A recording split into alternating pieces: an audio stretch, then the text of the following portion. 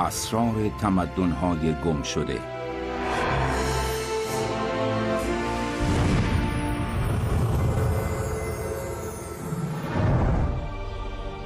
این ابرقدرت برای 2 قرن بر جهان باستان حکومت می‌کرد.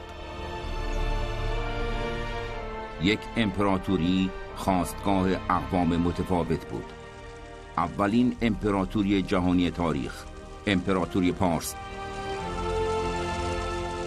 330 سال قبل از میلاد مسیح سربازان اسکندر مقدونی پرسپولیس پایتخت آن را به آتش کشیدند. اما در سال 1933 2 پژوهشگر حقیقت متفاوتی را آشکار کردند. اما آن دو درگیر فتنه‌های سیاسی شدند. یکی از آن دو نابود شد و از دیگری نیز دفتر خاطراتی بر جای ماند که داستان آنها را برای نخستین بار بازگو می‌کند.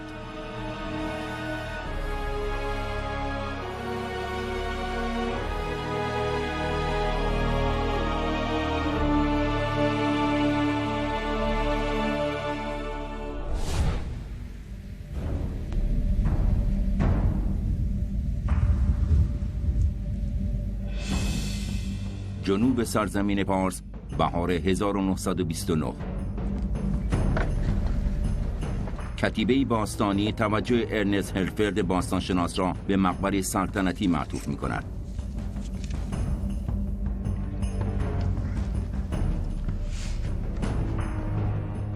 هرفرد متخصص آلمانی پیشگام در آثار باستانی پارس برای مطالعه کتیبه باستانی داریوش کبیر به اینجا آمده است.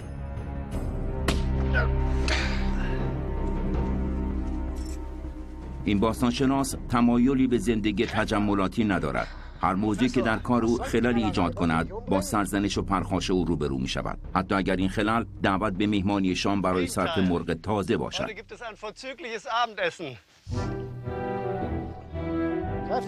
این کار نیازمند دقت و زحمت زیاد با استفاده از ساده ترین ابزار هاست.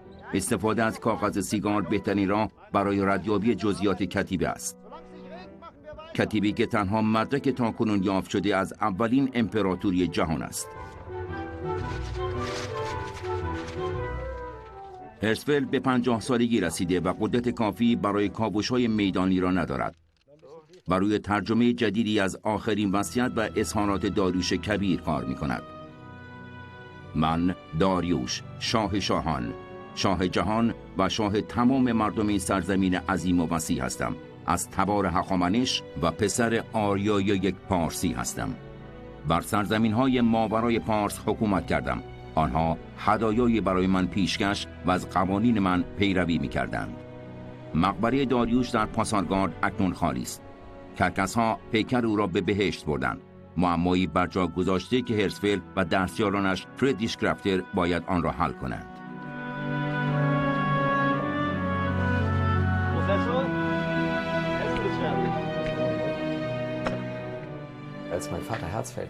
When my father met Herzfeld, he was already an experienced and well-known Orientalist and archaeologist, and my father was a young architect in Berlin who admired Herzfeld.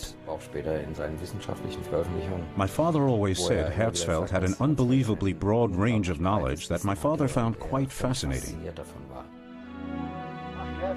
کرافتر مطالعه بر روی این تاریخ باستان را شروع می‌کند تا برای این کار آمادگی لازم را کسب کند. اما تاریخ شناسان یونانی از مردمان پارس به عنوان اقوام غیر متمدن یاد می‌کنند. ارنست هرفرد اعتمادی به تاریخ فاتحان ندارد، حتی اگر چنین باوری برای 2000 سال مورد قبول واقع شده باشد. حتما دلیلی برای پابرجایی این امپراتوری تا 10 نسل وجود داشته است. حاکمان پارس بر سرزمینی وسیع‌تر از هر قوم دیگری قبل از خود حکمرانی کردند. از آفریقای شمالی گرفته تا آسیای مرکزی، چگونه توانستند بر این وسعت حکمرانی کنند؟ حتی باستانشناسان امروزی نیز با این سوال روبرو هستند. اینجا جینجان واقع در کوههای زاگرس در جنوب سرزمین پارس است.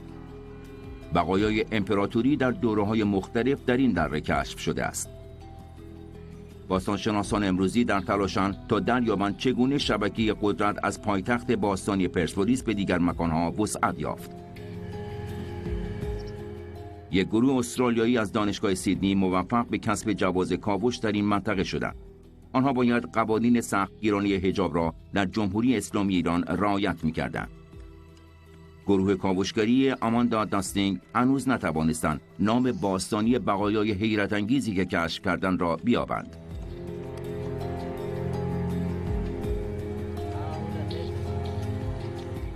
اما آنها حدس می‌زنند که روستایی نیست که به طور طبیعی به وجود آمده باشد.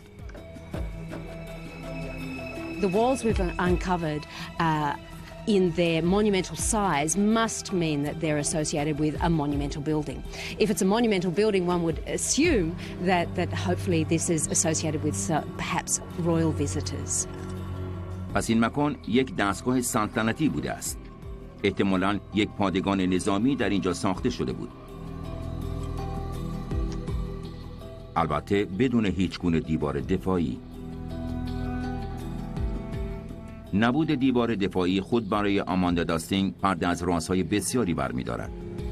It's possible that the Achaemenids being here, we are in the heartland of the Achaemenid Empire, and there's such a strong power that they don't probably feel the need for fortification. صعود هخامنشیان به قدرت از سال 550 قبل از میلاد مسیح در این دره‌های حاصلخیز بوده است. آبی که از برف‌های ذوب شده کوه‌ها سرازیر می‌شده باعث حاصلخیزی این خاک در تمام طول سال بوده، حتی در تابستان گرم و خشک. مردم پارس برای مدت‌های طولانی نیمه کوچ‌نشین بودند و زمستان‌ها به سمت دره‌ها عزیمت می‌کردند و سپس همانجا ماندند و امپراتوری خود را شکل دادند. در مرکز منطقه پاسارگارد مقبره سلطنتی بنیانگذار این امپراتوری کوروش کبیر قرار دارد.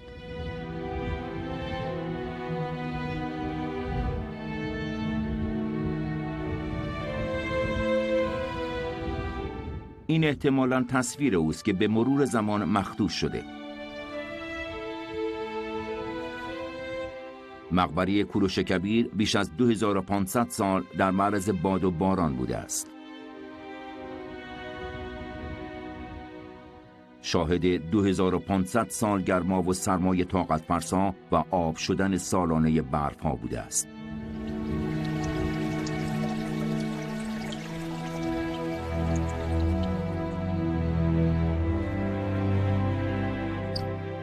در سال 1929 وقت برای ارنست هرتفیلد رو به اتمام است. با ناامیدی به دنبال کاوش چیزی بزرگتر از مقبره شاه است. اما فرانسوی‌ها امتیاز کاوش در ایران را در انحصار خود قرار دادند. به یک متحد سیاسی قدرتمند نیاز دارد. نخستین وزیر دربار تیمورتاش، دومین فرد تأثیرگذار در کشور. این دوره حساس برای حضور یک اجنبی در سرزمین پارس است. نخست وزیر آلمان پرونده مختص درگیری‌های هرتفیلد با توطئه‌های سیاسی در دست دارد. در دهه‌های 1920 تا 1930 تمام قدرت‌های جهان برای تسلط بر منطقه نفتخیز پارس در تلاش بودند. این مبارزه برای آلمانی‌های بازنده جنگ جهانی اول از دیگران دشوارتر بود. استفان هارز باستانشناس این گونه توضیح می‌دهد. Herzfeld is in a tough position.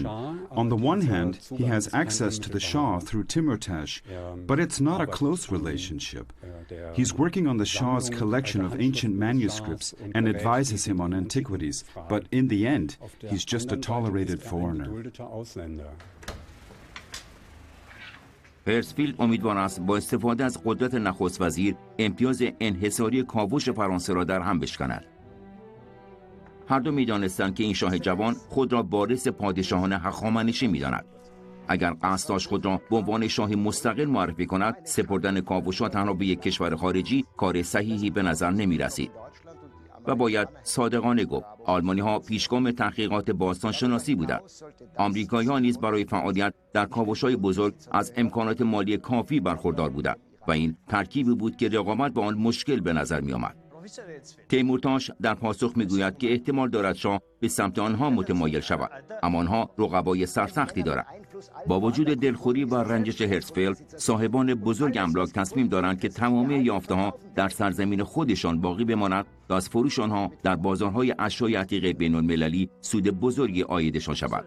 تیمورتاش به هرتزفلد پیشنهاد می‌کند که به دنبال یک حامی مالی بزرگ بگردد تا شاید دولت ایران متقاعد شود و جواز کاوشگری را به او اهدا کند.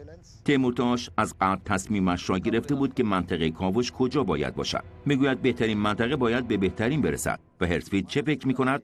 پرسپولیس.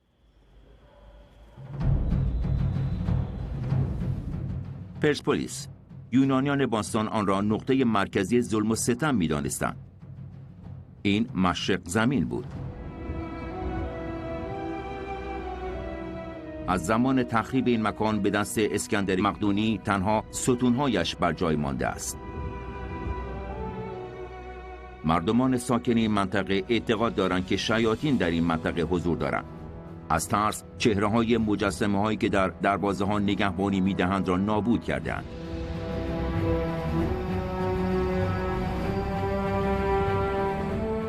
توریست‌های اروپایی در تقلیدی ضعیف از خودستایی پادشاهان پارسی نام خود را بر روی سنگ‌ها حک کردند.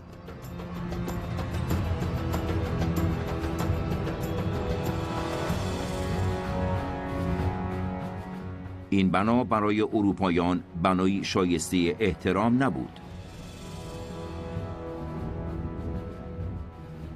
این یک هنر نبود، بلکه نسخه های بیشرمانه به سرقت رفته از فرهنگ های دیگر بود.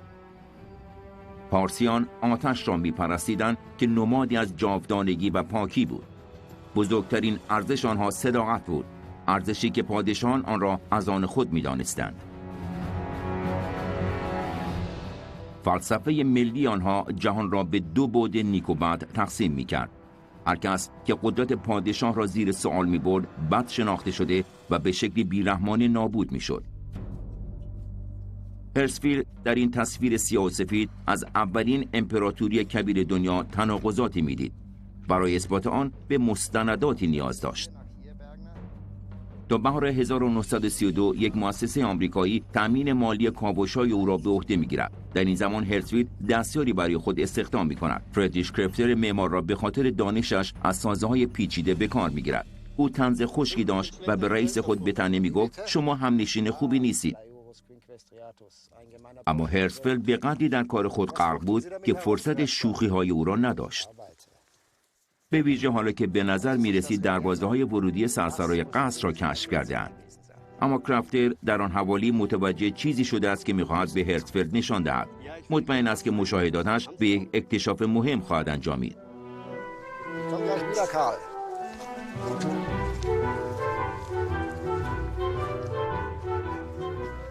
زمانی که او اکتشاف خود را به هرتزفلد نشان می‌دهد، پروفسور تحت تاثیر قرار نمی‌گیرد. فقط یک گودال در زمین. کرفتر بر این باور بود که این گودال میتواند ورودی یک دالان مخفی باشد، اما پروفسور اعتنایی نمی‌کند.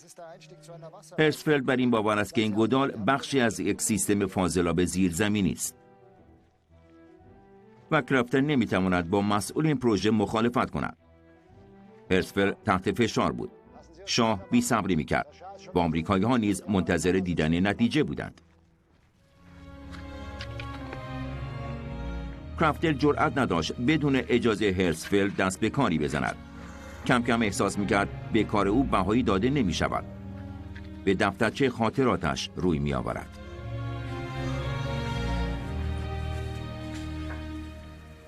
کرفتر برای مدت زیادی این دفتر را مخفی نگاه داشت.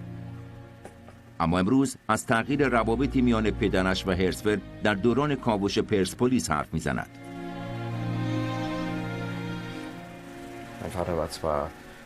My father was a qualified architect and already had his first small commissions in Berlin, but this was a completely new field and Herzfeld was his mentor, his teacher.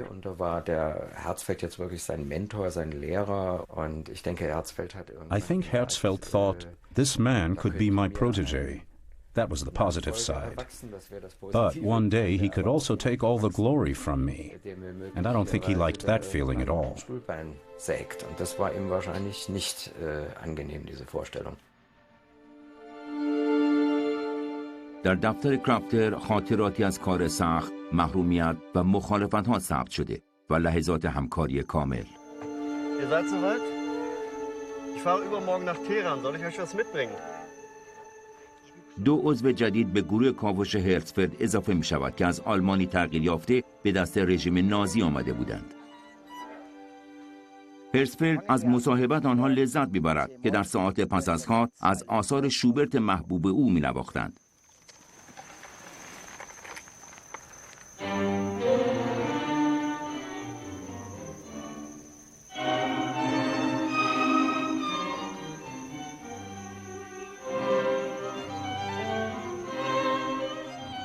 اما الکساندر لانگسدورف یک نازی متعصب و نژاد پرست بود. هرتزفلد که اصالتاً یهودی بود از دیدگاه‌های او پریشان می‌شد.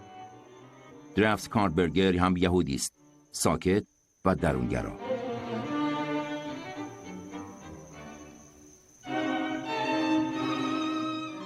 طبق دست‌نوشته‌های کرافته تنها در عصرها که برای ارباب پرسپولیس می‌نواختند میان آنها همدلی و هماهنگی بود.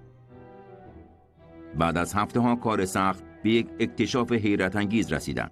برجسته‌کاری‌های قصر در این یافته مردم روستانشین هدایایی را به پادشاه تقدیم می‌کردند.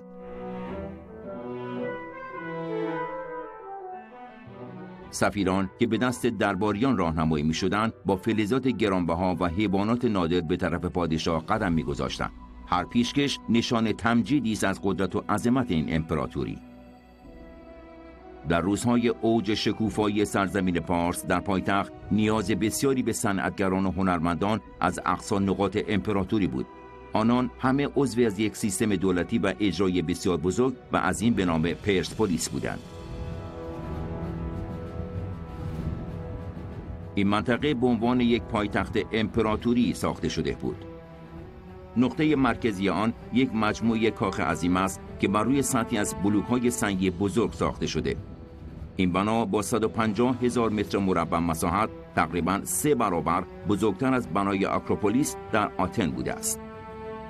این بنا شامل 3 کاخ اصلی بود که در امتداد یکدیگر و سوار بر هم ساخته شده بودند. کاخ آینه داریوش،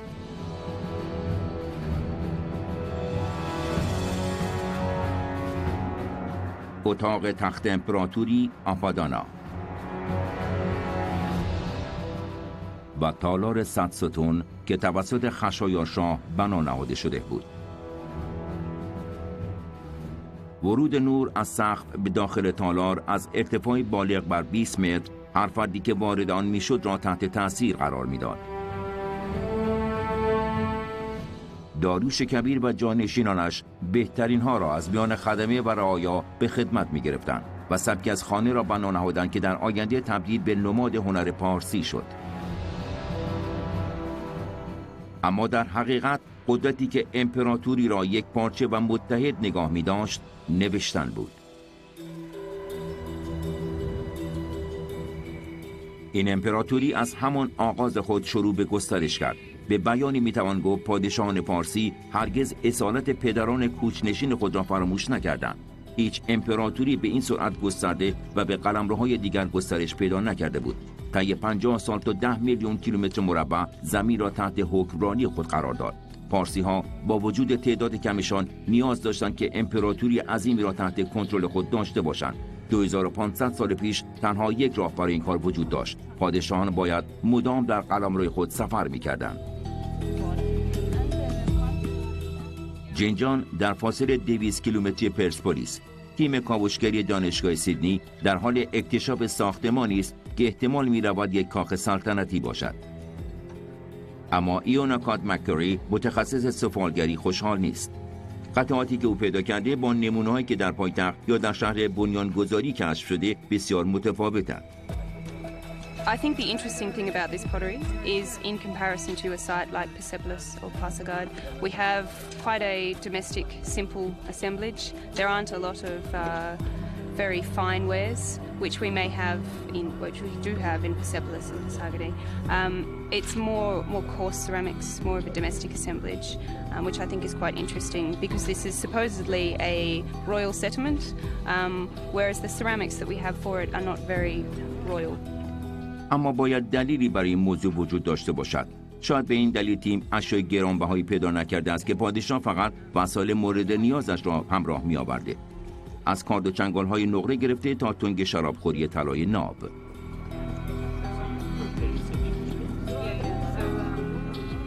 باستانشناسان معتقدند که اینجا اگر کاخ هم نبوده ممکن است عمارت سلطنتی سنگی بوده باشد که پادشاه در خلال سفرهایش در آن استراحت می‌کرده است. I think it is a good modern day parallel to think of this as a holiday house for the royals of Persepolis. So while there is the hotel manager and his family here at the site maintaining the place for the majority of the year, every now and then the royal family and his associates would come in and stay as well. I think this is an entirely plausible assumption.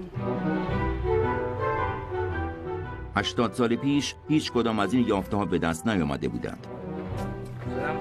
سلام.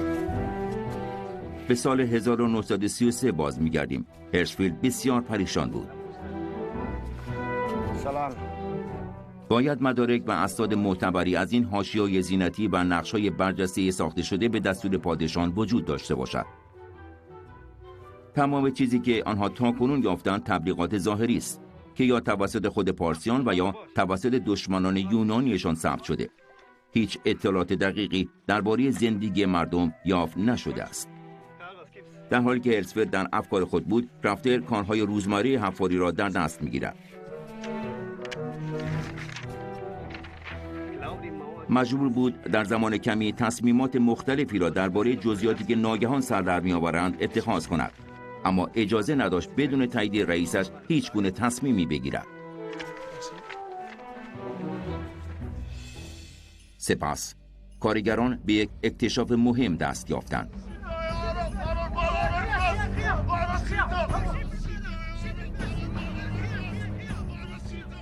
اولین مدرک از زندگی روزمره مردم در امپراتوری پارس. زمانی که کرافتر این یافته را به هرتزفلد نشان می‌دهد، بسیار تحت تاثیر قرار می‌گیرد. تنها با آرامش می‌گوید که خاطره پرسپولیس را پیدا کرده‌اند.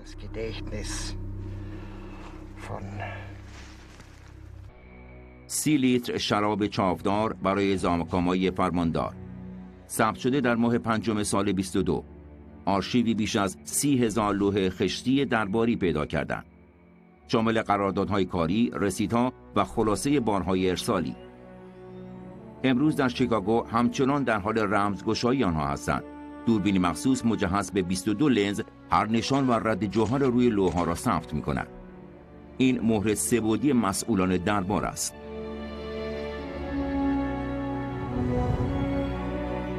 مدیران پارسی باستان احتمالاً باید به 6 زبان مسلط می بودند، درست مانند ارنست هرتزفلد در سال 1933 و متیو اسپاتوور امروز. مردم به زبانهای بابلی، ارمنی، ایلامی، فارسی باستانی و یونانی حرف می زدند. متیو استالپر تمام زندگی حرفه خود را صرف رمزگشایی این لوح‌ها کرده است.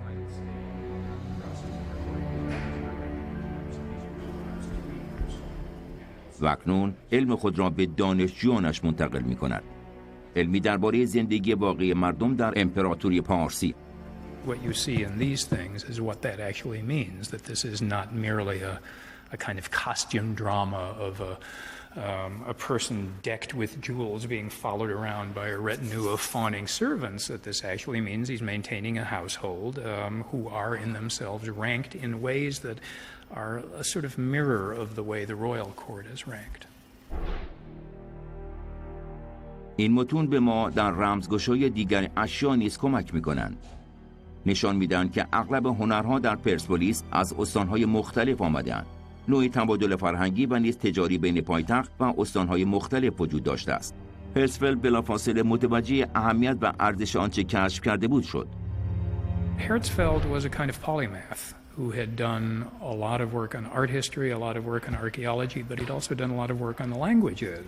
And he had worked on Old Iranian languages, he had worked on Elamite. A great deal of his work was rather idiosyncratic and caused a lot of disagreement, but he knew what he was looking at when he saw these things, which was quite extraordinary. It would be rather hard to imagine an excavation director today stumbling across something as unexpected as this and saying, "Oh, I know what that is and why it's so important."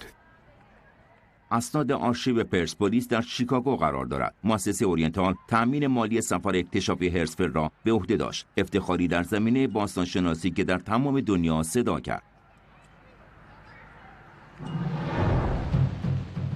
این مؤسسه بهترین امکانات را در اختیار داشت. تمام اکتشافات را در قالب فیلم ثبت کردند. یکی از اولین فیلم‌های مستند باستانشناسی.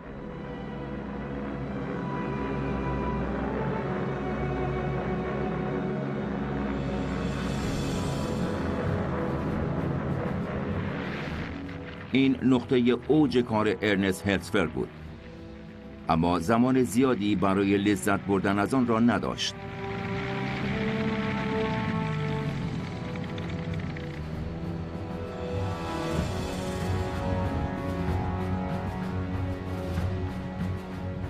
زمانی که هرتزفلد از شهرت ناگهانی خود لذت می‌برد، کرافتر در کمال شگفتی رئیسش مراکز حفاری در منطقه‌ای که قبلا حرمسرای درباری بود به راه انداخت.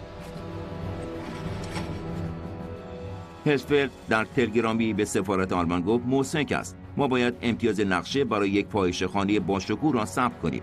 کرافتر درجه 1 است.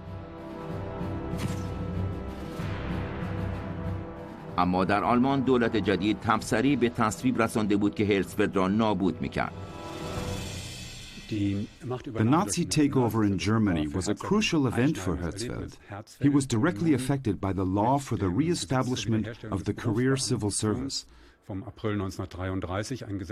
In spite of its harmless title, the effect of the law was to ban all Jews from public employment. Herzfeld was declared a Jew, and his professorship, from which he had taken a sabbatical, was suddenly in the balance.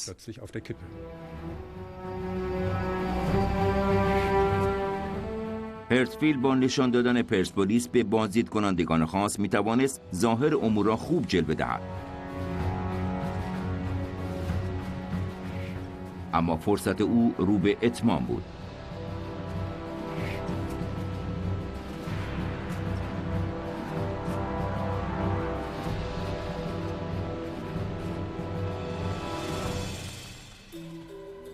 طی 80 سال گذشته تغییرات چشمگیری در تکنیک‌های اسطوری باستانشناسی و نیز حساسیت‌های سیاسی ایجاد نشده است، زیرا سر و کار علم باستانشناسی همیشه با افسانه‌ها و هویت‌های ملی بوده است. خوشبختانه روابط مسئولان ایرانی و گروه کاوش استرالیایی خوب بود و مدتی بود که اوضاع به همین منوال بود. با هر اکتشاف آنان بر شأن و منزلت امپراتوری پارسی افزوده می‌شد و این امر انعکاس خوبی برای ایران امروز داشت. گروه آماندا داستین با تجزیه و تحلیل نمونه‌های خاک به خوبی می‌دانند برای اکتشاف هیجان انگیز و جالب باید در کدام مکان‌ها دست به حفاری بزنند. سنگ‌های زنگوله شکل با برش‌های دقیق به قطر 1.5 متر.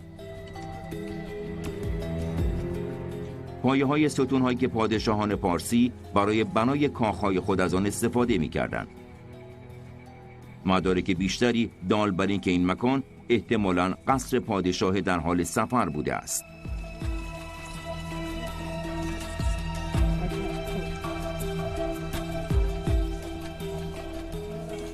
Seem to conform to the type from Persepolis, which means that if they come from quarries at Persepolis, it means that we've got a really important structure that warrants the importation of incredibly immense sizes of column bases. It's probable that our column shafts could be up to between 8 to 10 metres high. So we're looking at a structure which goes from the terrace down here, the floor, 10 metres high, which is something enormous. گروه آمادا داستین در حالی که مشغول جمع آوری سنگ‌ها از روی زمین اطراف ستون‌ها هستند، با یافته دیگری روبرو می‌شوند. یک عامل اتحاد مهم در امپراتوری. Here we have a building that, as yet to be determined, its complete floor plan, but I believe that it's something that is truly Achaemenid. Given the expertise and the way in which the architectural and sculptural styles in Persia although they used other expertise from abroad, they created their own style from that. And I can't see the barbarian here. آماندا مطمئن است که پارسیان ظالمانی وحشی نبودند. مردمانی که در اینجا به کار مشغول بودند از بردگان خارجی نبودند، بلکه صنعتگرانی با دستمزد بالا بودند. آنها این امپراتوری را به مجموعه باشکوهی از فرهنگ‌ها تبدیل کردند.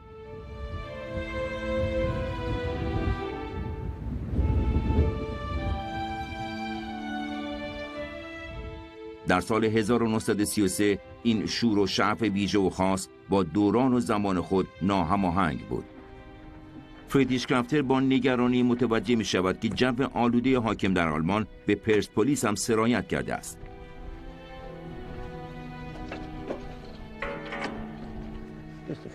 ارنست هرتزفلد به اروپا می رود.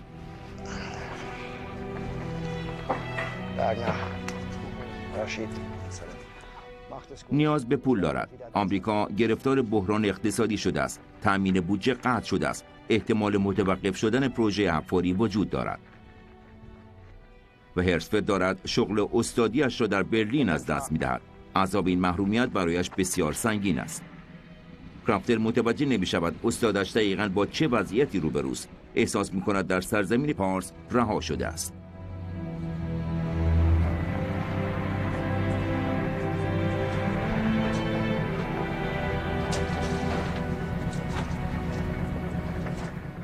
حداقل دیگر کسی نیست که به او امر و نهی کند. بالاخره فرصت این را داشت تا درباره یک حدس قدیمی خود تحقیق کند. آن کانال عجیب در دیوارهای قصر. هرتزفلد تصور می‌کرد این کانال به مجرای آب ختم می‌شود.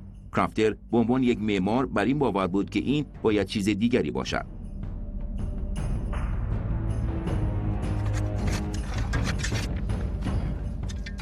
پس از 1 متر حفاری به یک قطعه سنگ مسطح برخوردند. با نمایان شدن طرح کلی آن تخته سنگ، مردم بیشتری اطراف کانال جمع می شوند.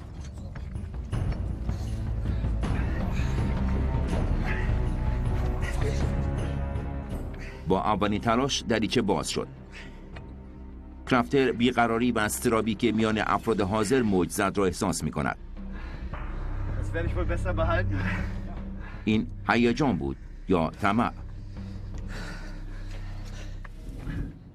اکتشاف آن روز کرافتر همکنون با ارزشترین و محافظت شده ترین گنجی است که در موزه ملی تهران وجود دارد. 5 کیلوگرم طلای ناب.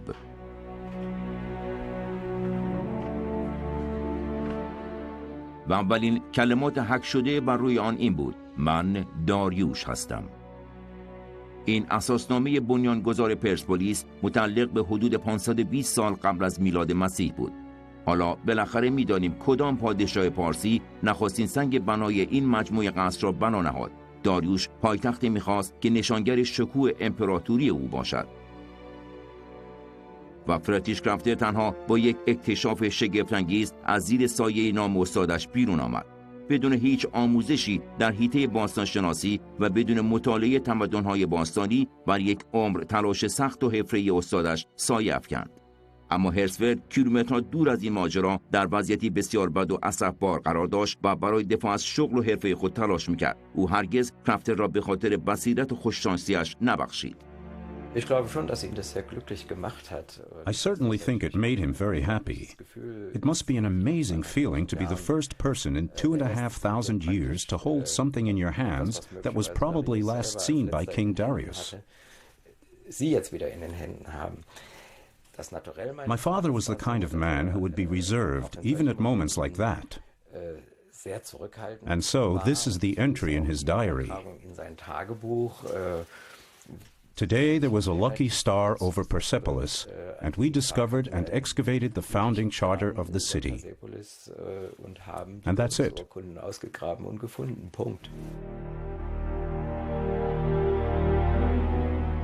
کرافتر علیرغم شانس خوبش نگران است. نمیداند در پرسپولیس به چه کسی میتواند اعتماد کند. شروع به استفاده از کلمات رمزی در دفتر خاطراتش میکند. در این متون از شخصی به نام شپری یاد شده است. For a long time, I couldn't work out who that could be, until I realized from other documents that for a while, Spree was a code name for Herzfeld in the communications between my father, who was in charge of the operation while Herzfeld was away, and the German embassy in Tehran. They must have been worried that the Iranians were reading the telegrams. Den Telegrammverkehr irgendwie mitlesen würden. دلیل نگرانی نیز موجه بود. قبل از اینکه هرتزفلد سرزمین پرژیا را ترک کند، در مرز ایران و عراق اتفاق غیر منتظره برای او رخ می‌دهد. هرتزفلد خبر ندارد که تمام نفوذ خود در دربار را از دست داده است. حامی او وزیر دربار از چشم شاه افتاده بود. رفتار خشن و بی‌ادبانه هرتزفلد بسیاری از قدرتمندان ایرانی را رنجانده است. صاحبان بزرگ املاک در ایران تصفیه حسابی با هرتزفلد دارند. یک بار آنها را به دزدی آثار باستانی کشورشان متهم کرده بود و زمانی که او به ممنوعیت تجارت غیرقانونی یافته‌های باستانی کمک کرد، بیشتر رنجانده شد.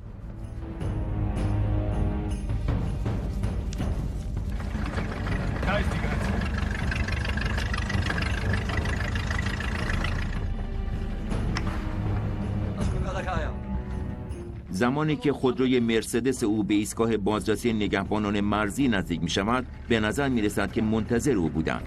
راننده او به وضعیت مشکوک شد، ولی بازرسی و کنترلی بیش از میزان عادی در انتظار هرتزفلد بود. سلام علیکم. علیکم سلام. ورقت دیار. هرتزفلد. بگش. علیرغم اینکه گذرنامه دیپلماتیک هم داشت، ولی ساک‌هایش مورد تفتیش قرار گرفت.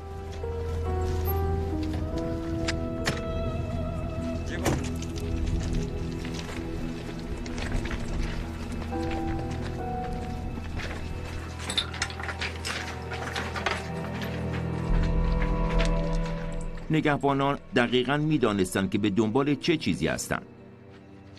هرتزفلد همیشه تعدادی از آثار هنری باستانی متعلق به خودش را همراه داشت.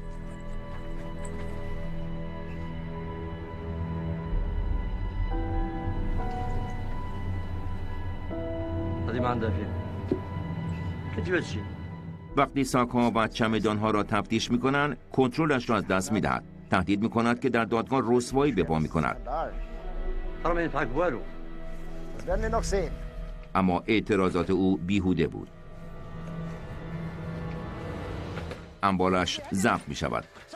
هرتزفلد چاری نداشت جز اینکه این حقارت را بپذیرد.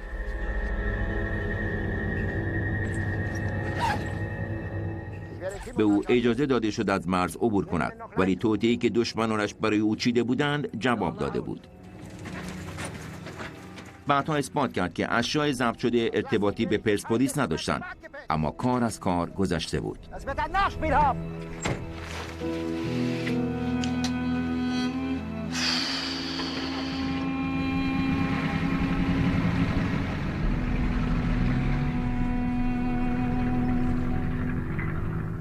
افرادی در آلمان بودند که بسیار مشتاق بودند به او انگ قاچاقچی بزنند. رقبای حسود او در محیط دانشگاهی او را به عنوان یک یهودی معمولی بین المللی و یک قاچاقچی آثار هنری مردود می شمردند. حتی الکساندر لنگزدورف، همکار سابق هرتزفلد که حالا به آلمان بازگشته، او را نکوهش می کند.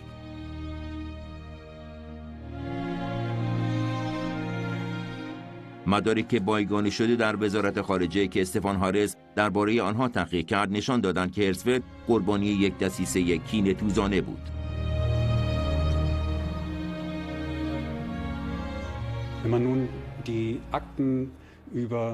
Looking at the files of his expulsion from his professorship, it's embarrassing to see how Herzfeld's colleagues, previously so respectful to him, now take their revenge. Nun die Gelegenheit nutzen, Rache zu nehmen an ihm Long-lasting academic feuds overflow into the political sphere. They're used to denounce him and to end his career as a professor in Germany. Denunzieren als jemanden, der als deutscher Professor nicht weiter tätig sein dürfte. هرتزفلد مبارزه می کند، اما جایی برای رفتن ندارد جز بازگشت به پرسپولیس. به کار خود ادامه می دهد. کمال یأس و ناامیدی دیگر قادر نیست دوست را از دشمن تشخیص دهد. دیگر هرگز با کرافتر صحبت نکرد. تنها از طریق نامه‌نگاری با یکدیگر در ارتباط بودند.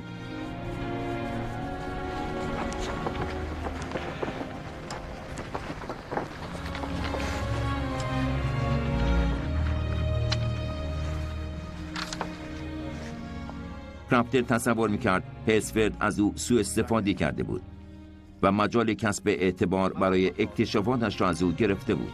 کرافتر اکنون مسئول کاوش‌ها بود.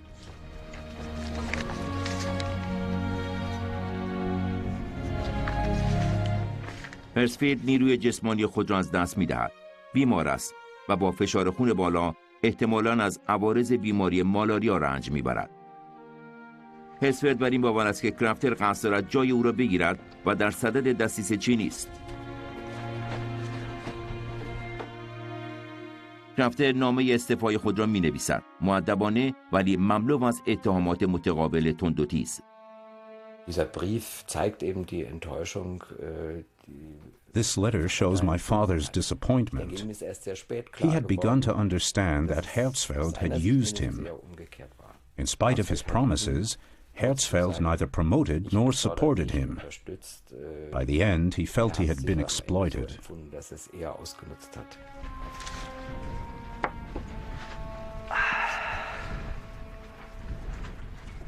تنها چیزی که برای هرتزفلد باقی ماند صفحات خشک بازمانده از پرسپولیس بود.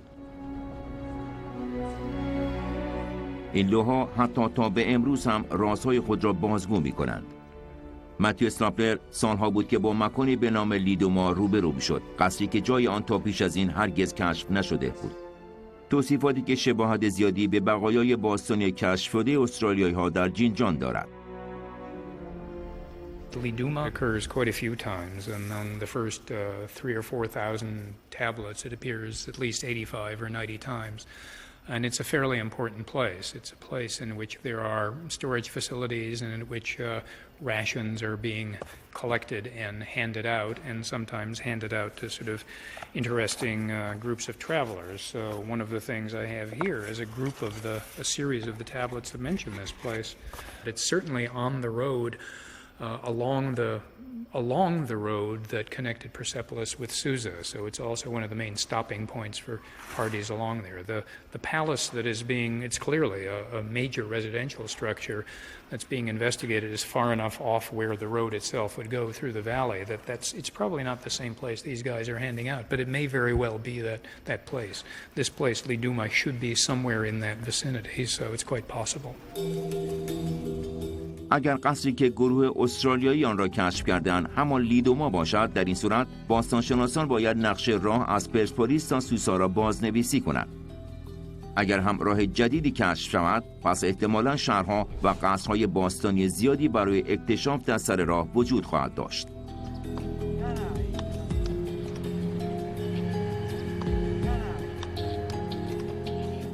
این کاوش سالها طول می کشد، چرا که فصل حفاری کوتاه است.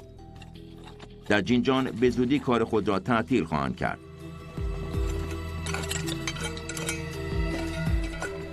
گروه آماندا داستینگ از یافتن لوح‌ها یا نوشته‌هایی بر روی دیوارهای قصر که نامه مجموعه را آشکار کند و یا نقش آن را در این امپراتوری نشان دهد ناامید نشده‌اند.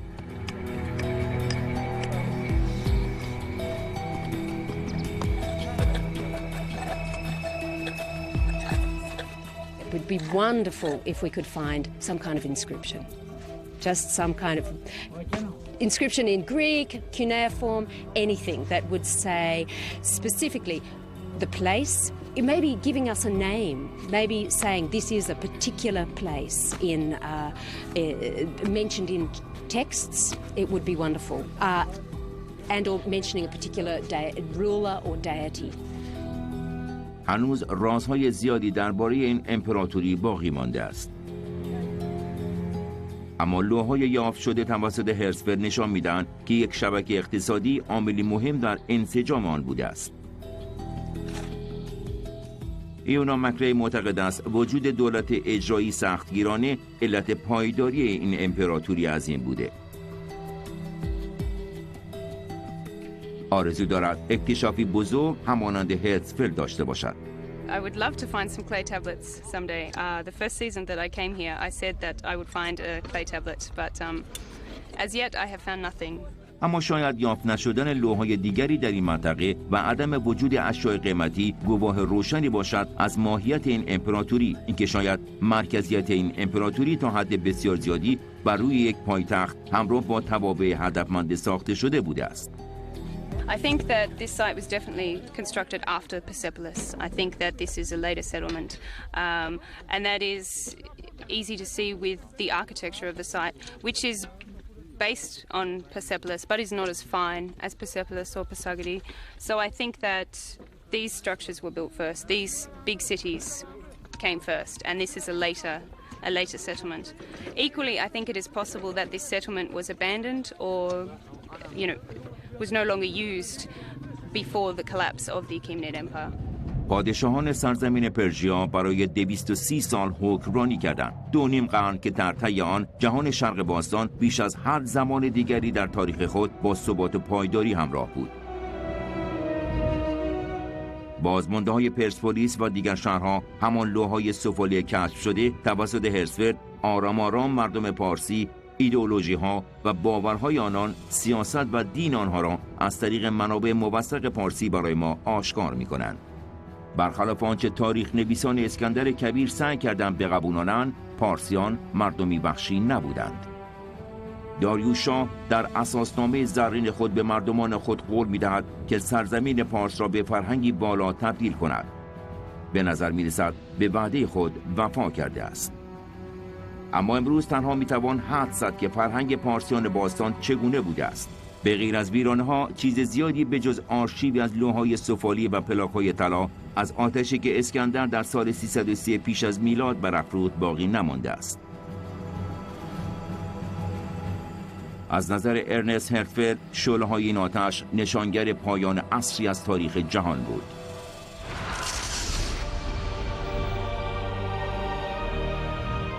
می نویسد با آن آتش جهان مشرق باستانی ناپدید شد و این سقوطی با شکوه بود.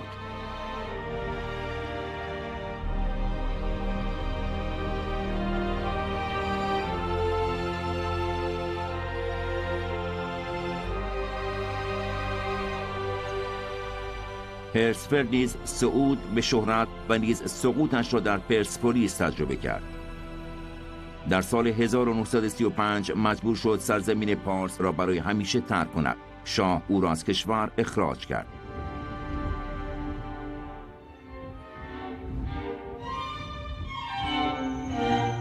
هرتزفلد بی خانمان شده بود. مردی شکست خورده.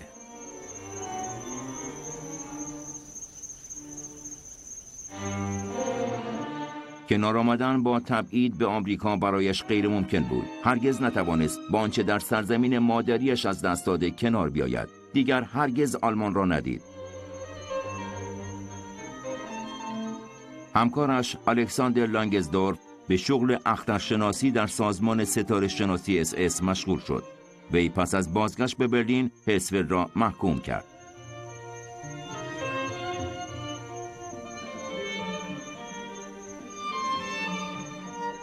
کارل برگنر جایی برای فرار نداشت.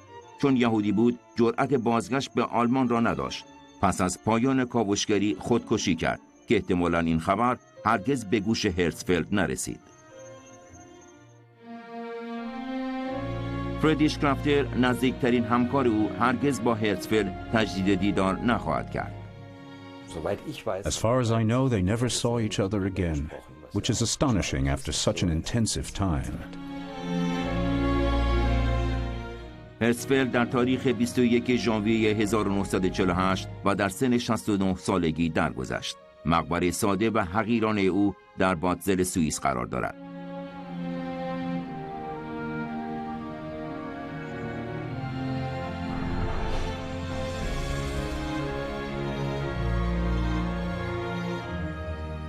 تنها یک نفر از آن هیئت آلمانی اعزامی دهه 1930 موفق می شود سرزمین باستانی پارس را بار دیگر ببیند.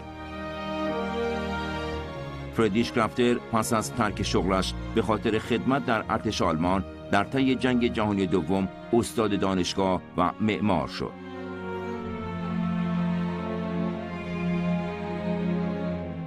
در سال 1971 با دعوت شاه به پرسپولیس سفر کرد. باستانشناسان امروزی همچنان از نقشه‌های بازسازی او در کارهای خود استفاده می‌کنند.